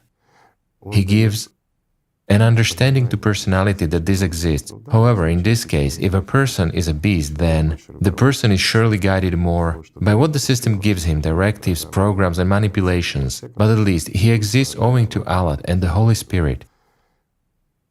However, he still has a chance to just go ahead and begin to live. Well, isn't that so? To break the vicious circle and come out of submission, out of slavery, everything is simple. From under the system. While that which is here, subtle material structures, well, these are all sorts of banal living parasites. Living ones just as we are also parasites to them in the same way, but moreover, we are a source of food because we are even worse for them than they are for us. Why? We possess food and don't share it with everyone. This is offensive to them. Therefore, this shouldn't be confused. Well, again, if we consider, it's just interesting from the perspective of physics. If we start delving deeply into the structure of a human body, what will we arrive at? We will arrive at the fact that our components are at enormous distances from one another, for instance. Atoms, electrons, there are tremendous distances there, and so on. But we are assembled sort of more densely, that's why we see, for us, this world interacts. Any matter is denser, and it also interacts. Well, there is a sparser matter. So, well, their density is 10% of ours, and they easily pass through everything. Just in the literal sense of the word. For them, this matter doesn't even exist. Well, it does exist for them, but it's, let me just give a simple example. Just imagine you're walking along a very wide road. It's a very, very wide road. There is one tree on one side and another tree on the other side. And you're easily walking between them, whereas for somebody, if all that is put together, well, it alternates and recurs, and it's just a thick forest, right? Well, just like for us in this case. Everything depends on the scale. And on the side from which one looks at it. For you, when you're walking, it's a wide road. You don't even touch these trees. You just see them on the sides. But if we look at this from a higher position, well, from space, for example, what shall we see? A solid mass of trees, right? Well, it's something like that. I see. Therefore, in this ocean of the material world, there are various living, thinking, intelligent creatures, let's say, ever-hungry creatures, that interact with the coarser, three-dimensional material world. Here, the system just acts so meanly that it exactly paints in such negative shades everything that is associated with Metaphysics. the spiritual. With the spiritual. The fact that there is the spirit, meaning this is completely one. Well, no, it doesn't paint meanly. It just mixes all this together at first. You see that these are invisible spirits, they are material. Well, and the spirit as well. All these are spirits. These are good spirits and there are bad spirits. There is one good spirit. Is the Holy Spirit, as it is called. Also, While the rest are subtle material structures. These are not spirits, these are material structures. Those very bricks, which sting and hit on the head painfully, which fall from the roof right when you don't want this. It is their job to fall at the right time. Also, Igor Mikhailovich, in the middle of our conversation, you've said that a person seals himself up. No, he seals himself up and he can unseal himself. It's his choice. Here it was exactly meant that a person is free in his choice. He can do whatever he wants. If he has sealed himself up like, pardon me, just an animal, well, that's where he belongs. However, he can remove this seal as well, because the one who puts a seal is the one who removes it, right? It's not the system that rules. The system instigates and tempts. But the person's goal is exactly what? Not to yield to temptations, persuasions, and intimidations of the system itself. And to remain what? Alive. Alive. Just to live and to love each other. So, my friends, thank you. Let's love each other and just live.